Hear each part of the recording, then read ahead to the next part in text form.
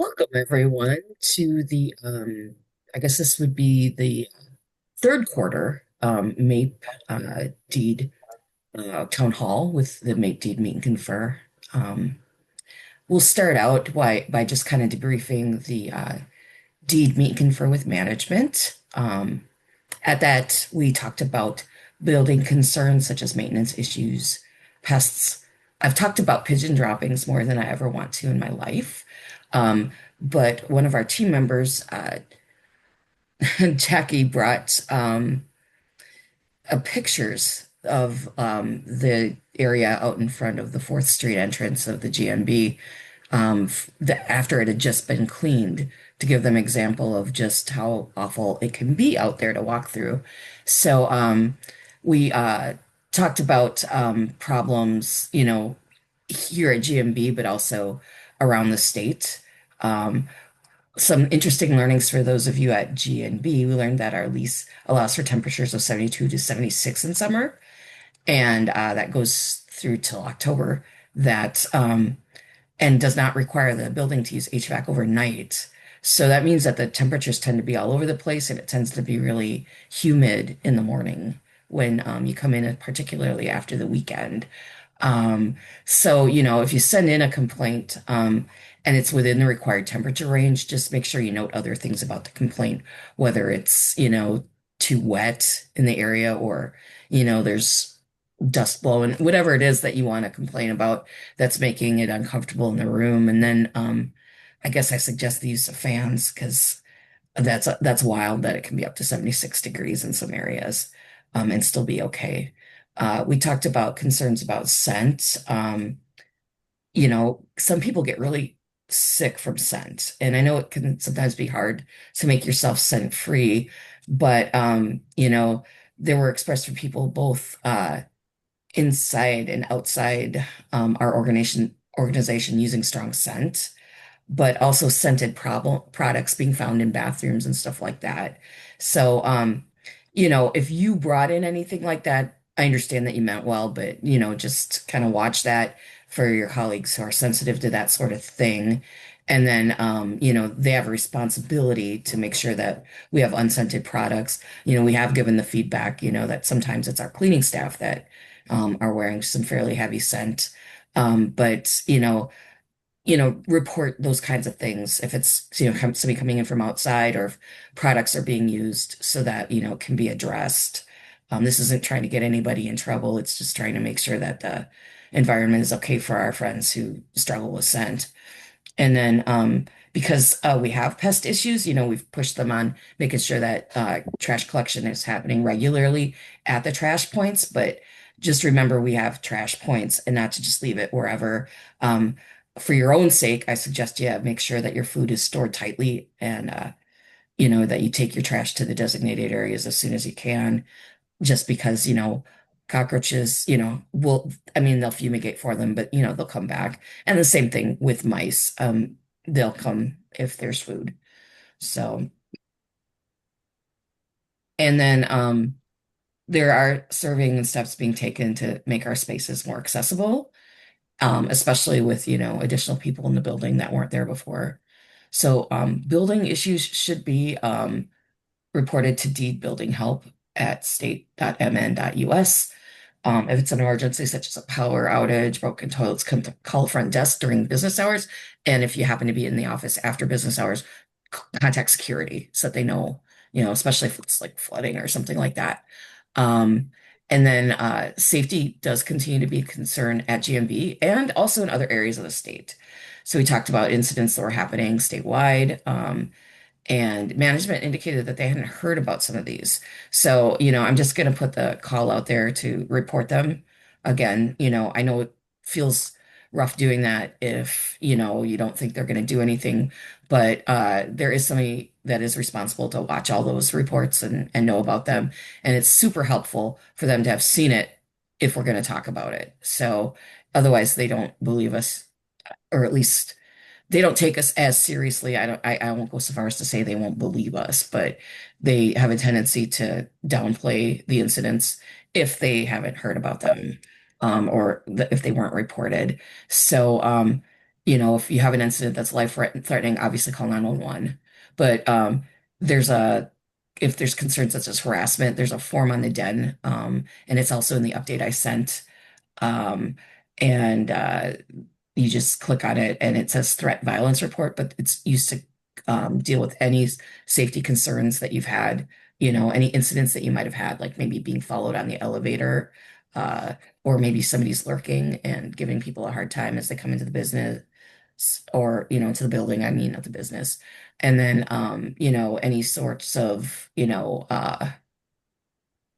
just overall harassment that's going on, I would use that form.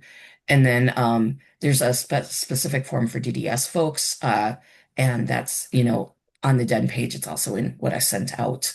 And Indeed's also working with the Downtown Alliance, they're their Downtown Improvement District ambassadors, and you can request escorts from them to your parking bus stop as needed. So if you are in the downtown area, which is GMB and a couple other groups, you do have that option to do that. And then we also talked about some RTO concerns with space, equipment availability, and inconsistencies with ADA accommodation. Um, so while some of this is being worked on, consider going to another floor for space if you need to. You can reserve it with Robin. I have a link on that, and there's also links online to the RTO. If you have ergonomic needs, you can send those to Brenda Tuma. And then if you report the issues as you find them too, Um, and we've talked to them quite a bit about, how this is kind of rough on folks. And so we said, in the interest of space, there's a whole lot of space on 11 that UI is using. And could we get the same call center exemption as paid leave? But UI themselves intends to stay with the hybrid model. They were asked if they wanted to, take us up on that exemption because that was allowed with, the latest RTO. But since we were already back in, they don't want the exemption. And so, but there is some space there, if you need to come down or whatever. And then, in other offices, just keep working with your building people. But if you're having frustrations, share those so that we can share those with them.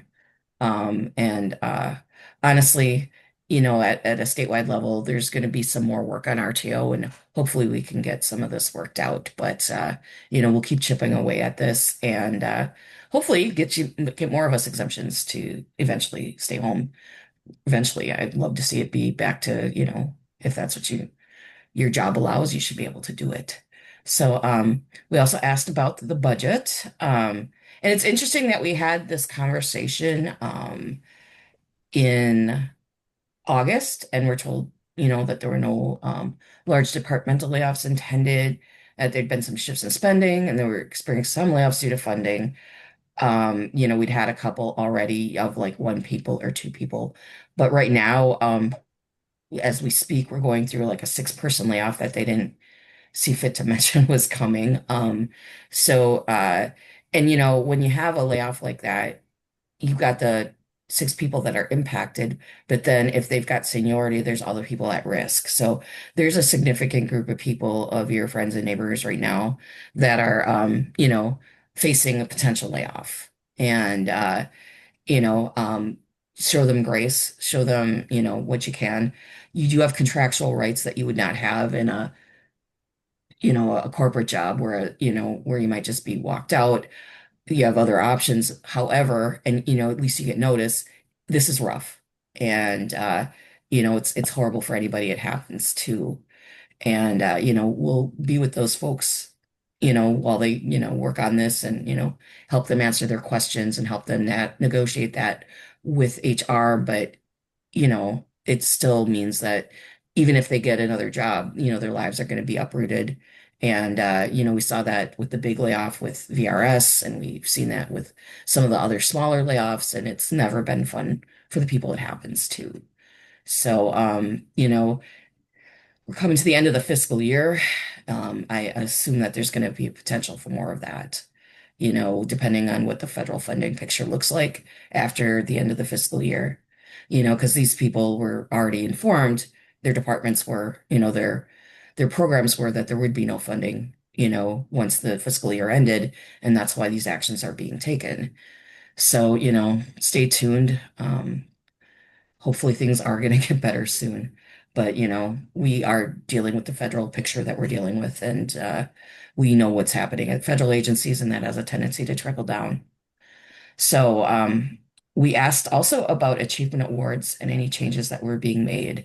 So, the biggest change is that the process is more open and anyone can nominate. Um, and then the employee experience team, not experiencing team, is updating policy in the PPM. And then one thing I found out at this meeting that we all found out that we didn't know was that division record directors make the final decision, and costs for the achievement awards are against their budget. So if you're in a division that has a lower budget, you're less likely to see as many achievement awards as a division that has a budget that can sustain achievement awards, which is not the most equitable thing. So I think there's some room there for further conversation. Um, but yes, we did get at least that clarification about achievement awards. Um, Performance review changes were also discussed. Um, Graciousness, as we all know, was, well, maybe not all of us, but it was removed back in 2021 because it was so subjective and people were being disproportionately affected. Um, and we protested that it was put back on, and we're told that that's going to be closely tracked. And, we'll do the same. That's why I put a form in there. If you've been impacted, please fill that out. It's like two questions. Um, and we also talked about peer insights or peer reviews now becoming partner insights. And there was some contradictory information about peer reviews being completely optional. But then supervisors were still choosing it, and we found that HR is not considering it completely optional and are encouraging supervisors to request it, whether you seek it out or not. So, I often think that there's not a whole lot of upside to seeking it out. They're going to discount the people that like you and, probably overemphasize the people that don't. But if they're doing it, you might want to pick a couple people that like you, I guess. But we also feel that that shouldn't be forced on people, and a class action grievance has been filed about this to see if what we can do to get that stopped, because we believe it's a contractual violation of not having somebody in your bargaining unit do your review. So we'll see how that goes, as that was just filed, so it's, just in its early stages. But please let us know if you've been negatively impacted by either of those things, partner reviews or, knocked down on your graciousness. Um, so then we talked about some departmental concerns. Mostly we had a chance to talk about career force. We discussed staffing, shrinking, and workload concerns. And we were assured that staffing funding was still through Wagner-Pfizer, even if it's, even if they're following up on the UI RESEA calls. Management indicated that there was not a large reduction in staff, but seems to be basing that on current openings and current staffing levels rather than a really obvious, reduction that we've all seen out of the career force centers and locations. So, we'll have to request more data about that. And then we asked about the effectiveness of the calls that are being made and how it was impacting the ability to deliver the services that they're calling out about. Career Force Management claimed that both are effective and manageable, and that differs from staff feedback that we've received on this. So again, we'll be pursuing, I'm wondering how they're measuring that. But also we were told that, you know, um, those services are delivered on the spot if people request them. And I do not, I mean, that has not been the experience of the people who make these calls that I've spoken to about this. So, we clearly have some more back and forth and some more work to do on this. And we also talked about the fact that the vocational rehab waitlist at that point was up to 105 people. And those people are sent a letter to seek services from the career force. And we were told that that would be looked into more after we brought it up because it didn't seem to be something that they were factoring into their concerns. And that obviously has us concerned. So, expect more meetings.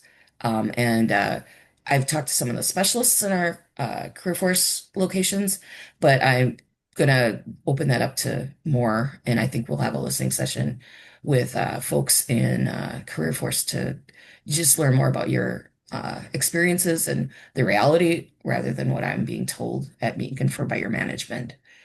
Um, and then we just had some questions about DDS and extension of probation.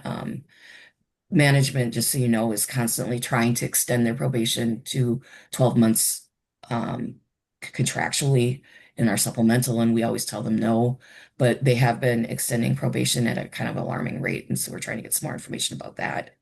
Um, and then we've had, I had a couple of issues crop up. So I did hold some listening sessions, and we are going to be having a division specific meet and confer. I just need to get some dates for that in the future, probably in the next month or so. But, a lot of that'll depend on management and HR availability. And then we received the confirmation that paid leave will remain in the Lafayette building for their assignment at least until June of 2026. But they've all come back to local 501 for their local. So those of you in paid leave, welcome back to local 501. And some other updates. As you might know, there were three provisions that sunsetted in the MAPE contract at the implementation of the 2025 to 2027 contract. One of them is the multilingual language bonus, and an MOU is being worked on at MAPE Central to bring out to the agencies. They've been in contact with MMB to talk about the three that sunsetted, and they were interested in allowing agencies to continue this. That had it already. So they wouldn't be, there's only about, we're one of about eight agencies that have it. Two have it in their agency supplemental. We'll be bringing that to the agency supplemental at the next round of negotiations to make sure that it's enshrined in the back of our contract as well. But in the meantime, we'll be pursuing the MOU with everybody else, and we should have more information on that soon. But that is the one that they're open to continuing. Phased retirement was not being well used or really used at all at most agencies. And so that is sunsetting. And then equity adjustment is something that MMB proposed and put in the contract, but hasn't been implementing equitably. And so that did sunset. They had some issues with it. We will be needing to bring back some language that hopefully is better for our folks at the next round of negotiations. Um, if you've had an equity adjustment in the past, please just, be glad that you did. And understand if there's one in process, they'll probably still work on that if they've, been working on that. But new ones won't be taken at this time. They're not interested in continuing them. So that was a bit of a, you know, block. Uh, and, in some cases, HR was the blockage for equity adjustment, and quite a few it was MMB, um, especially with the departmental ones with voc rehab. So, that might have been your personal experience, and I'm really sorry about that. You know, and HR is usually the first hurdle that you have to get through, and that's usually a rough one. But even if you make it through that hurdle, they often got stopped, even if they got approved at the deed level. So yeah, I mean, just the stuff I'm seeing in chat, it's an imperfect process. So hopefully something better can rise from the ashes of this current experiment that MMB had. Um, so those of you going to delegate assembly, that is at the end of this week. And that's where we'll approve the budget, the political platform, and there's four resolutions that are up for review. If you have questions or concerns about DA, you should reach out to your local president, your regional director, or if you know any of your delegates that are going, you can talk to them about it. Make sure that they're voting consistent with how you want your local to vote. And then I'll put another plug in. The political council is still looking for civic engagement officers for some locals. So if you like politics and want to talk, there'll be some training on caucusing and building your caucus team. So I would just reach out to the political council. They've got a thing on the website. If you want me to help you make that introduction, let me know and I'll reach out to our chair with you. But they're still looking for a few if that's something that interests you, and a local could have more than one. So, and then I just wanted to put a plug in also. We can always use more stewards, and the next basic steward training at MAPE is on October 24th, and you can sign up for that in the MAPE portal. So that is how that's where we're at right now. Our contract is in force, our new one. Our increases, such as they are going to be on our October 3rd checks with any retro pay that we would get at that time. So if anybody has questions, go ahead and raise your hand or post them in chat. And Michael and Lana, if you can help me watch chat to make sure we get all the questions answered that need to be. Are there any down there now that we need to address?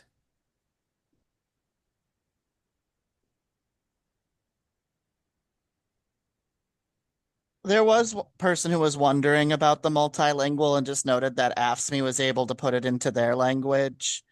Yeah, it was Um, in their contract. So, yeah. yeah, And they're I not think interested in that for the entirety of MAPE for whatever reason.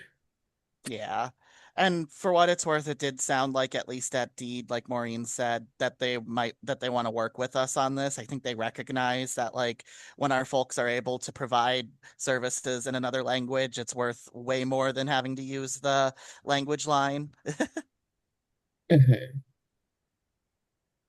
Yeah, it's a small amount, and if they were to not, I was gonna say, hey, let's maliciously comply and make them use the language line.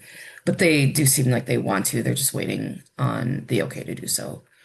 And and then we'll have the MOU. So, and we'll have that language soon.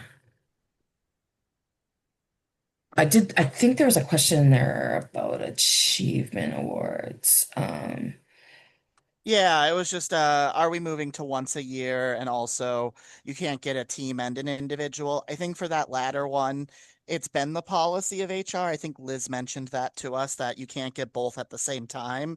You could get like both, like, in different, like, award periods. So, like, if you did a really good job on one project and then your team does really good on a different one. But yeah, moving to once a year, then that would mean you could only really get one or the other. And I don't think it, I think what happened was this last one is a cleanup, but I think that they're gonna do them more often. Um, it's just that they had paused them while they were doing it. So that one was basically all of the nominations that they'd received since they last did them.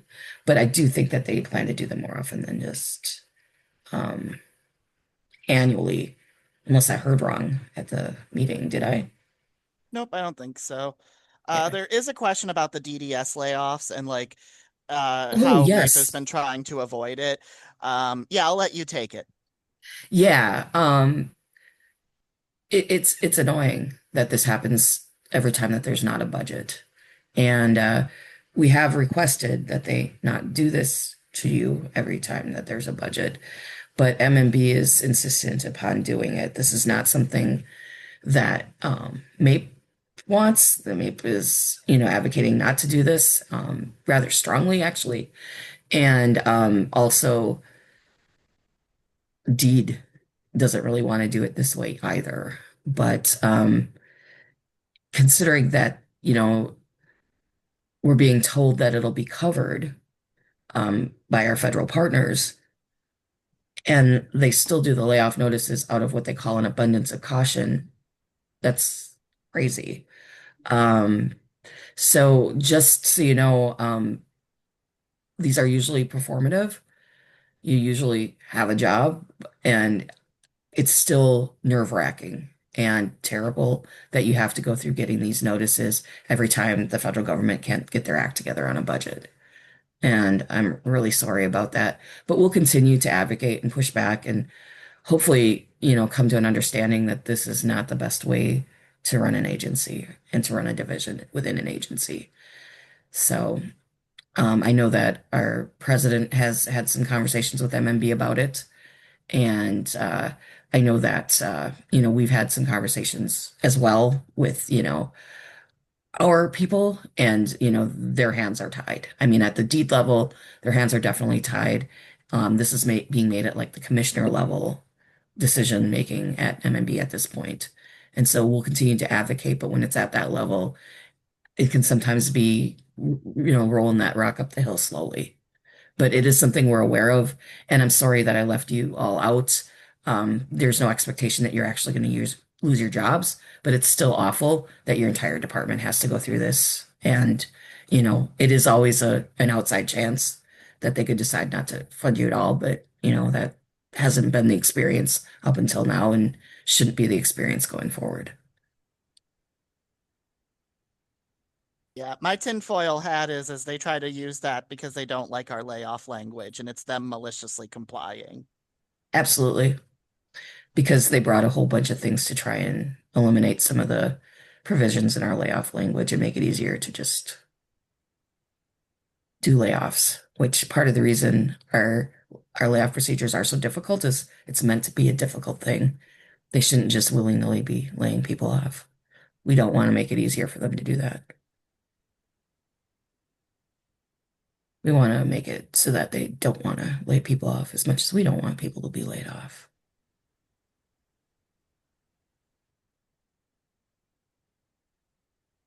Any other questions um, about anything that's going on?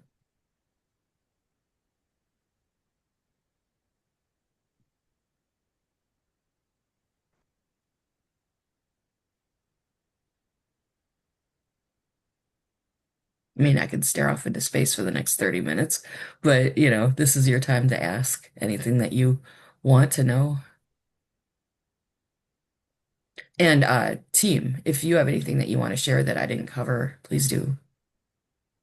Yeah, one thing to maybe give folks some things to think about is we've been hearing from multiple different sources concerns about kind of the work environment and culture in the paid leave office. If Oh, you're yeah. experiencing some of those concerns, please reach out to us.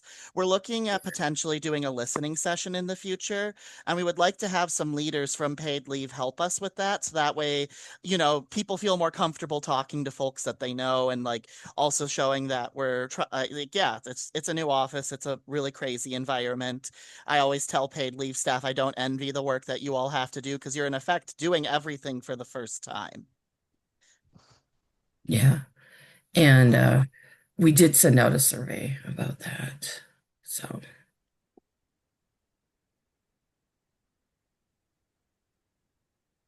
Yeah, that's good to know, Bobby. I mean, I would definitely like not discourage people from going to 301 stuff, especially if they're in the same building, but that's maybe something we'll need to be cognizant about as we like plan events and stuff.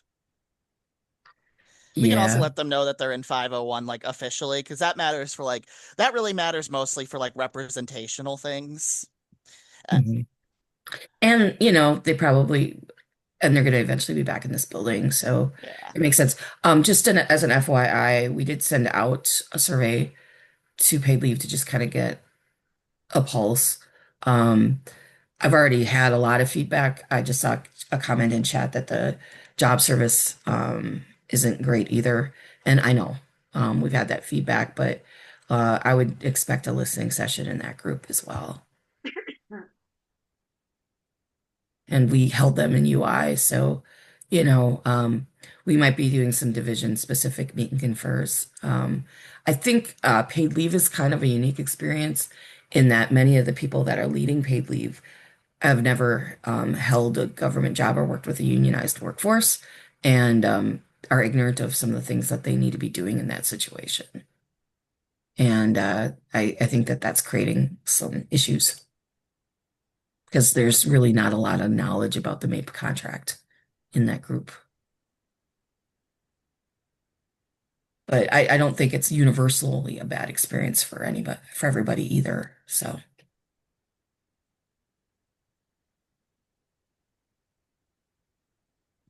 Oh yeah, there is and I think this is just maybe worth repeating to everyone, even though this only happened in UI.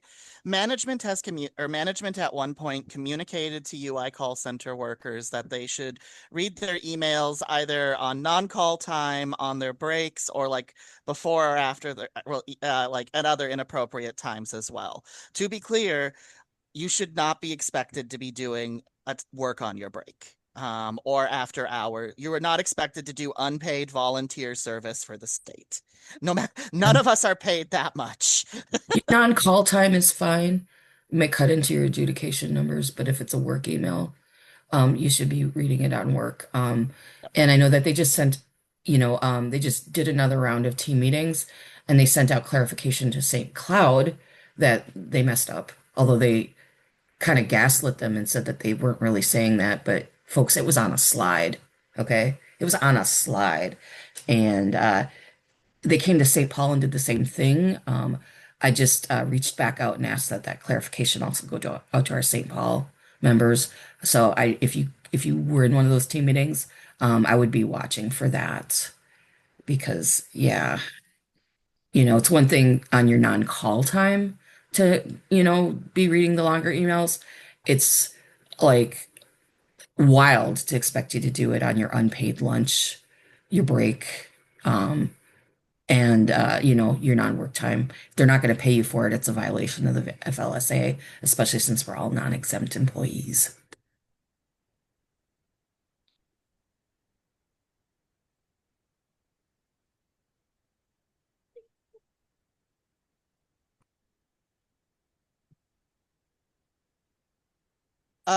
Yeah, Kelly, I would say that you should not do that. That you should No, not, that's yeah. also a similar violation, Yep. and I'd love to hear more about that.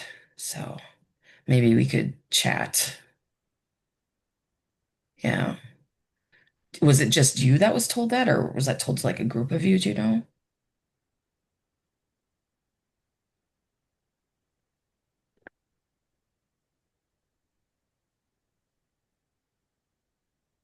But yeah, anybody that's told they should have to, have work conversations on their breaks, that's not okay either.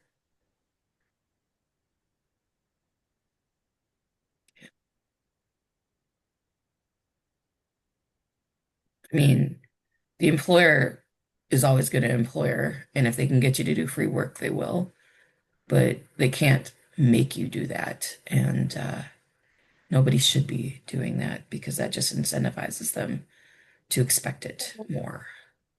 And it's one of the reasons you have a union.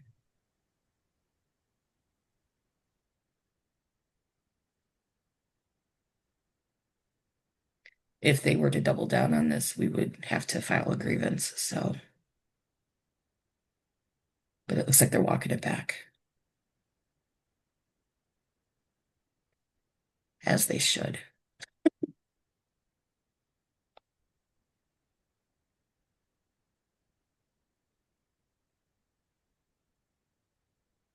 Okay. Well, other things, I mean, if there are things that we're not talking about that we didn't talk about today that you think we should be talking about with management, I'd love to hear those things too, you know.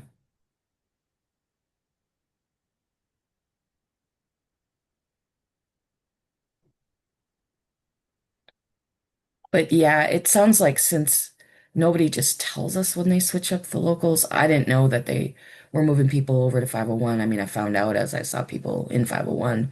Um, we should probably do a welcome and just let people know that they're here now that came over from 301. You like these?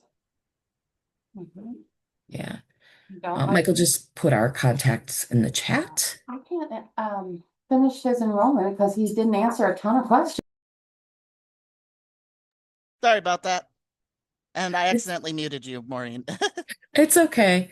I just figured you did a mute all. So, but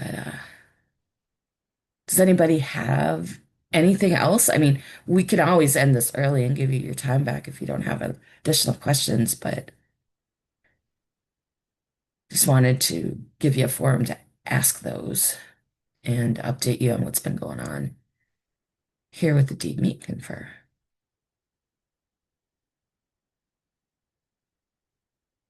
Oh, there are. Um, right now we have the entire DDS folks are on, layoff notice. It's unlikely they'll actually be laid off because there's completely in anticipation of a budget, which is ridiculous. But there are 6 layoffs in process right now. Um, that will then potentially ripple outward depending on bidding and bumping. So, and there may be more. What they haven't planned are, yeah, our TAA folks, and then 2 members of our Step Up program out of Minneapolis are also being laid off. DDS is Disability Determination Services. They do a federal job at the state level, as all states do, for disability. And yeah, they are federally funded, and their funding is usually continued even when there's budget concerns. However, MMB has made the stupid decision to send them layoff notices anyway.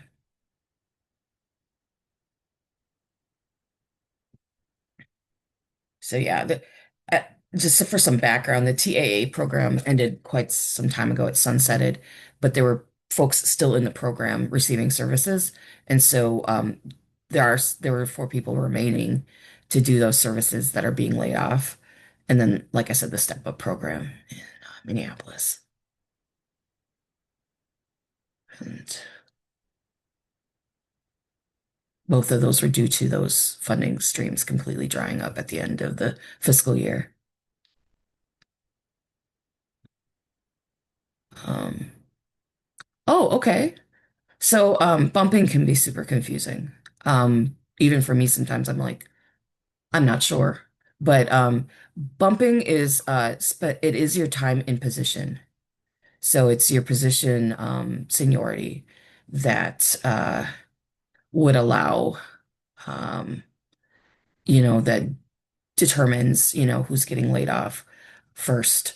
And it also determines who's at risk based on their seniority in a similar class. Usually it's the same class, and then, within 35 miles, and then at the first crack. But then if there's nothing available, it does go outward from there. And so it can mean that people that don't do that job at all are at risk of layoff. And we have some people on this call right now that are in that boat. So show them some grace because they don't know if they're gonna be impacted or not. It's gonna depend on the choices of the people that do that. Oh, okay. So yeah, the person that's being non-certified, unfortunately for them, that means that they don't have any layoff provisions. So they don't have the ability to bump or receive layoff services, go on layoff lists. If you're non-certified, it just means that your job is ending. In this person's case, it's through no fault of their own. So they basically go straight to layoff, is what happens with a non-certified person. Yeah, it's awful. It happened to 3 people when we did the voc rehab layoffs in Maple alone, and I think 2 others in other bargaining units. So here's a question. It's a specific situation, and I'll just say we probably shouldn't do like a ton of these because it'll be really kind of specific to who's being laid off in comparison to you and so on. But Mhm. they say, they've worked for 7 years, 4 years are at a different department. But if they get laid off now and they're lower in seniority, do their 4 years from the other department get added to their current position? No, just for things like state seniority, which is more your seniority for um, Vacation accruals? vacation accruals, but also like, let's say it's between you and another person to get vacation for that day. The person with the overall more state seniority would have it. So Yep. things like that. But when it comes to layoff, but it's not just deed. It's more nuanced than that. So it's not just 1 to 2 more months at deed. It's 1 or 2 more months in that position class. So it'd have to be somebody in the same or similar class. So it isn't just everybody at deed that has that time. You can't just bump anyone. It has to be somebody who has a similar job, and that's deemed similar by MMB and deed. And that can be difficult too because they're not always on paper, they're similar, but in reality, they're not always all that similar.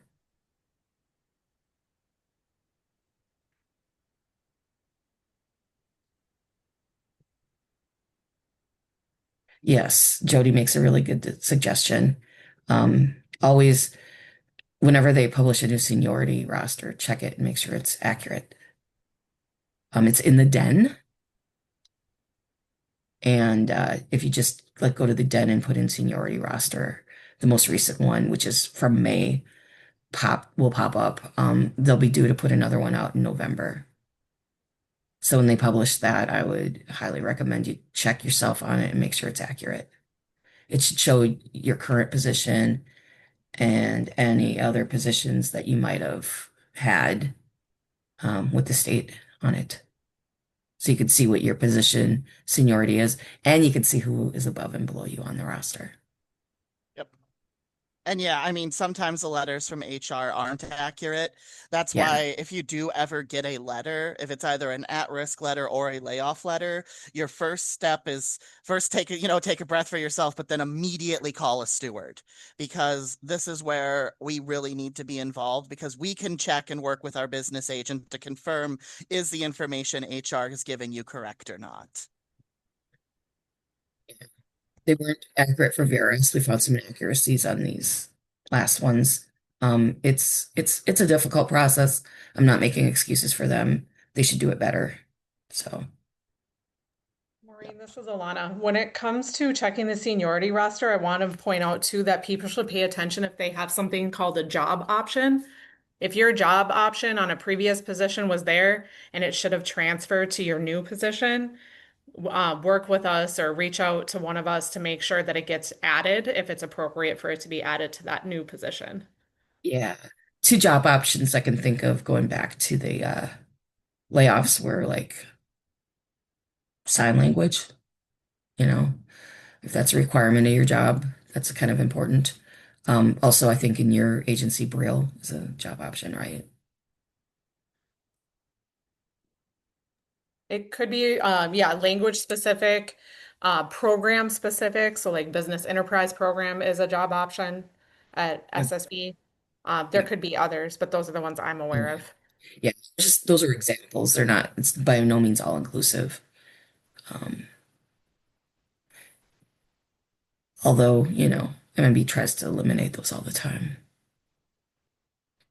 I think mostly because they don't understand them, which is weird because, they created them.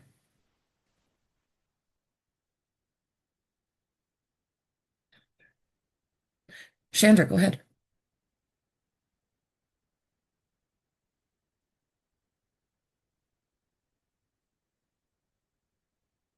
1 minute. I know. I'm on mute and really blurry, evidently. You look a little bit like an alien. Oh, there you go. Thanks, Maureen. That's just how I look today. No, you look So great now that you're in focus. related to layoffs, I wanted to put a little plug in and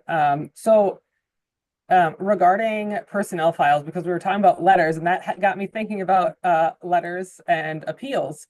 So if people are not aware, you can request a copy of your personnel file from HR. It's a very simple process. If you believe that there's things that should be in your personnel file, it is important to get a copy and check to ensure those things are in there.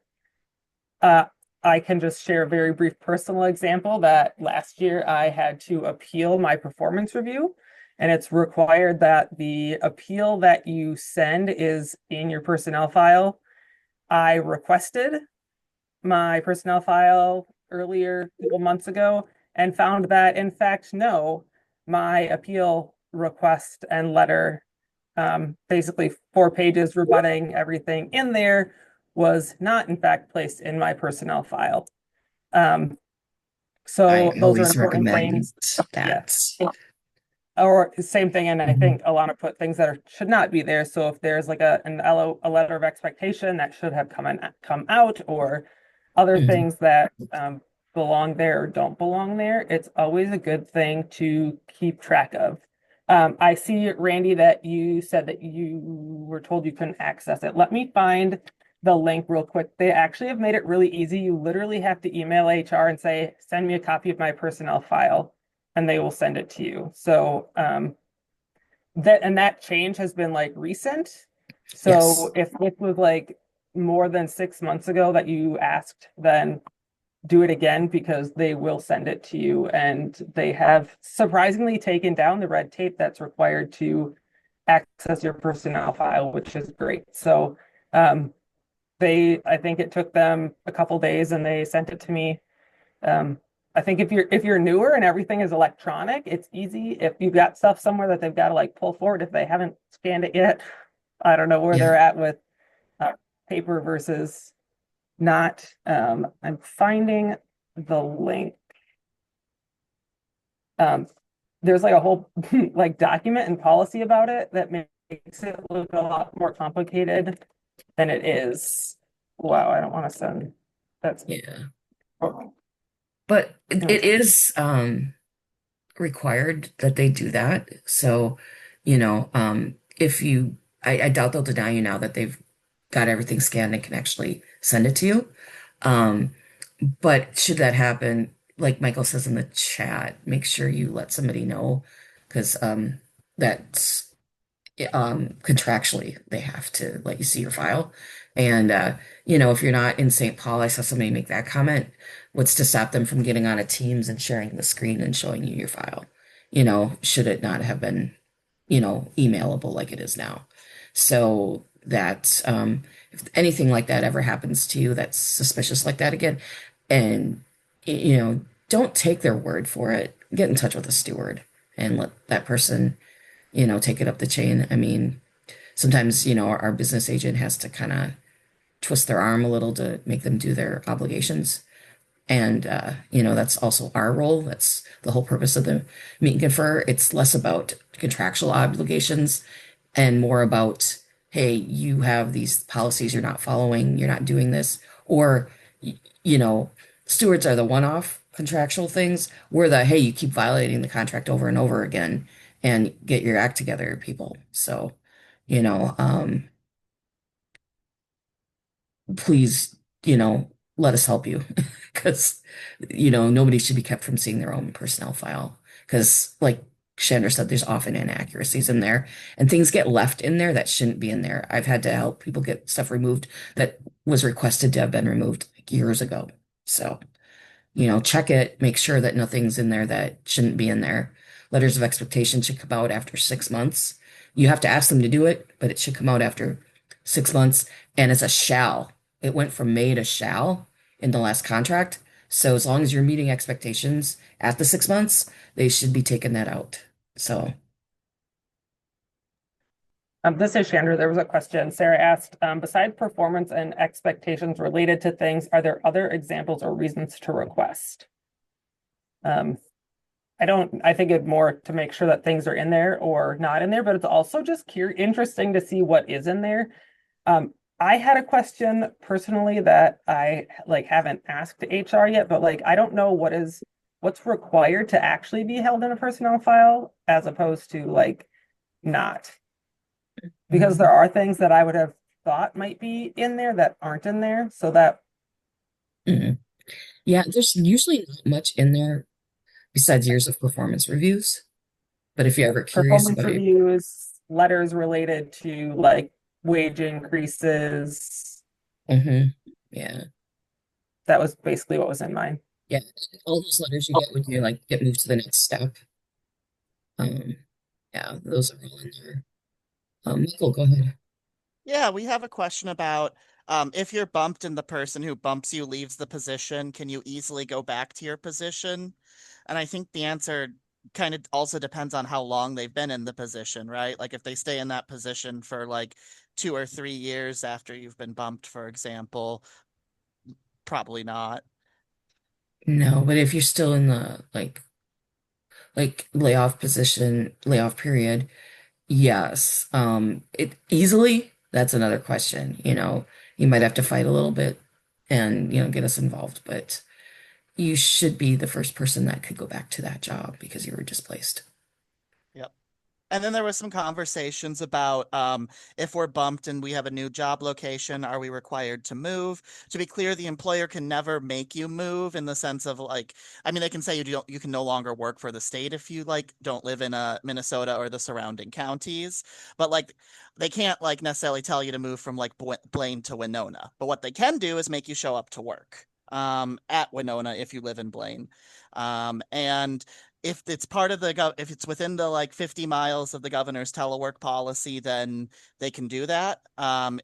If you live more than 50 hours away, which it kind of sounds like it does, if you would need 50 to pay hours. for, yeah, or excuse me, 50 miles, excuse me. Uh, it I'm like, sounds that's like you a do, commute.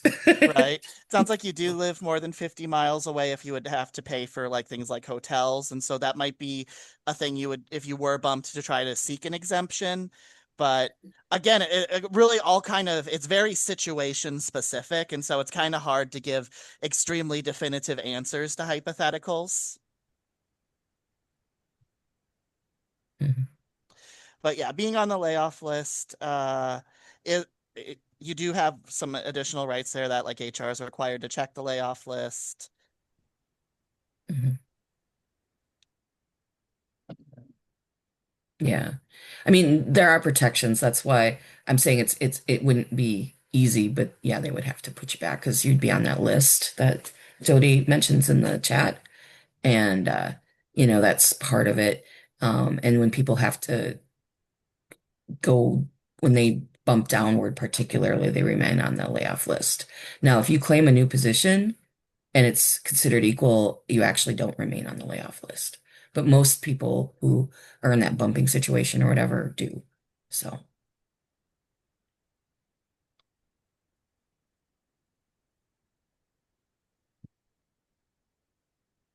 and you should be working with somebody in talent acquisition to help you make that transition too.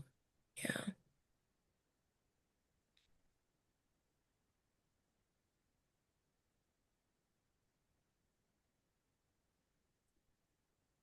And, get us involved. Sometimes you get pushback on things that you shouldn't because, like many people have pointed out in the chat, there have been errors. And so sometimes it needs additional voices to help correct some of those errors.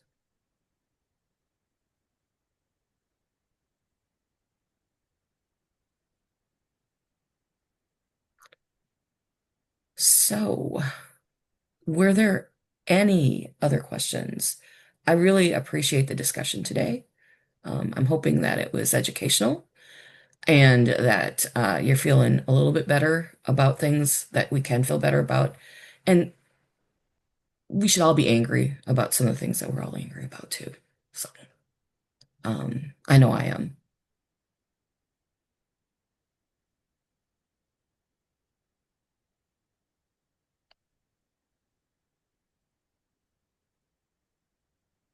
Yeah. Laura, you wouldn't be on the layoff list because you didn't get bumped, I don't think. I would encourage you, it sounds like you have a lot of specific questions about layoff. I would maybe encourage you to reach out to a steward or one of us and schedule some time to chat about it. Laura and I have been chatting. She can come back to me if Okay. she needs to. But also, in her situation, yes, she would be on the layoff list. Okay. And Jody makes a good point. On the other hand, we do have a responsibility to help them get that right. Um, you know, these are complicated and, for a lot of the people in HR, it is the first time that they've been doing it. And, inevitably you get something wrong when you're doing it, when there's so many potential options. Um, it just is what it is. The anger, I don't know if I would necessarily direct it at HR as much as like this funding sources that are drying up and why. Yeah. So, but we're coming towards the end of our time. So are there any like quick questions before we do that?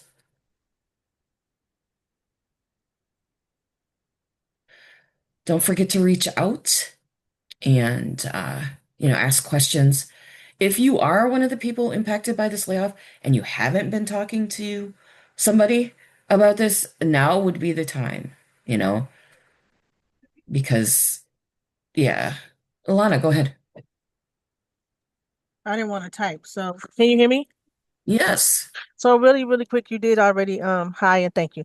You already told us the answers to this. I just need a reiteration of it because I've been examining this, the seniority list. So what I think I heard you say is that if someone goes into a different position, like they go from workforce development rep to a specialist, then your seniority is changed based upon how long you've been in a specialist position.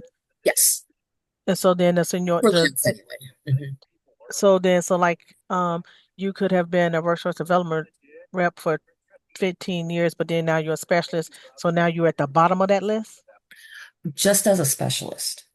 as a Yes. specialist. So let's say in that case, you've got a lot of seniority as a workforce development rep, but Mhm. like very little as a specialist.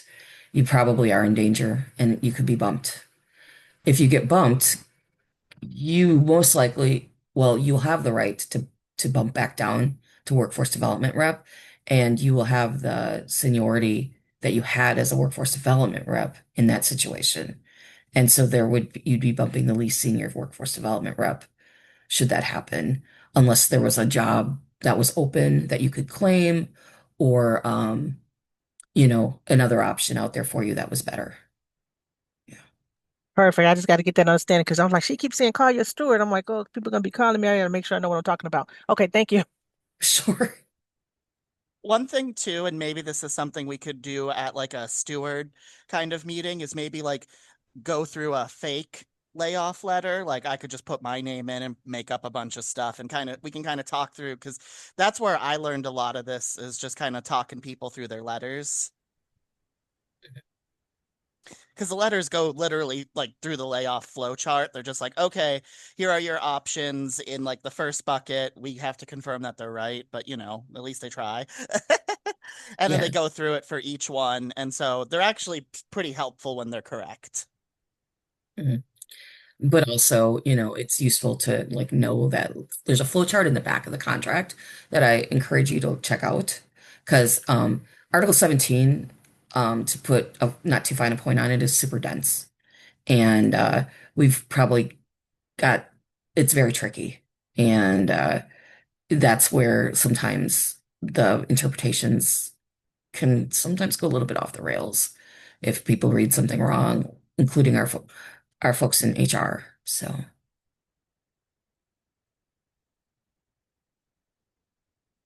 yeah. Thank you both. Yep. And yeah, like Alana says, if you're really interested in learning more about like deeply understanding the contract, steward training is a great place to go. And we'll Mhm. pay for it.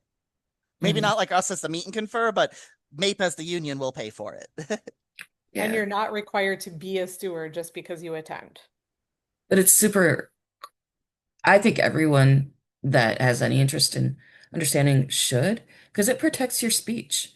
Like anybody can come talk to me at my desk when I'm at work or, call me on Teams or whatever. And that time is protected because they're talking to a steward, even though I'm your meet and confer speaker right now, you know? So, Yeah, I mean, especially if you're but someone I'm that, also an active steward. Yeah. right. But especially like if you're someone who's had to have like tough conversations with your boss as is, like if people look up to you in a department, that's a great way of becoming a steward, then to have protections in case the boss tries to like hammer down the nail that's sticking out. And so it's really, yeah, it's good to have more stewards. Yeah.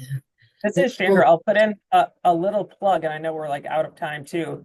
So, because MAPE Central's having the steward training on October 24th, yep. we're also planning to host one in like Region 19. So my local is 1902, so it'll be like in Mankato. So if you're in southern Minnesota and don't want to drive to the metro, I do gladly invite you to come to ours, which will probably also be on the 24th because that's the day Yeah. that we're Yeah, I So, didn't know about all the regional ones, but I know Yeah. that Region 20 has one coming up soon too. Um, I believe it's right after DA that they're doing it. So, and they've got that's, the southeastern point part of the state. So, you know, Red Wing down to Winona, Austin, you know.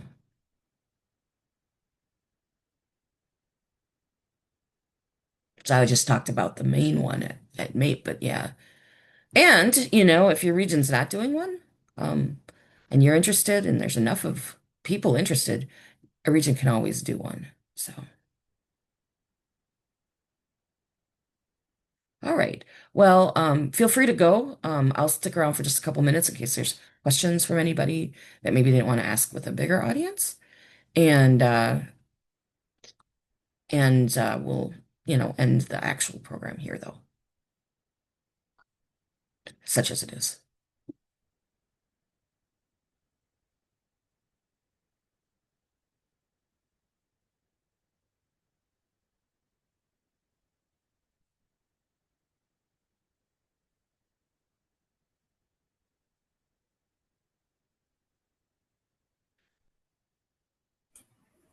Hey, Maureen. Mhm. This is Cindy. I did ask you a question off the main chat, Well, and let me go ahead and you probably didn't see it. I'm can sorry. you hear me? Let me go ahead and stop recording. yep, we can hear you, Cindy. Oh, good. Anyway, I just because I had heard that it's not common what I'd heard. That's why I was asking you about that, specifically to you, Maureen, and well, Michael, or anybody that could weigh in on it. But I was just concerned about the kind of information being provided by HR to those folks that are not only being laid off, but the ones that are being potentially bumped. So I just thought it was interesting because Mhm.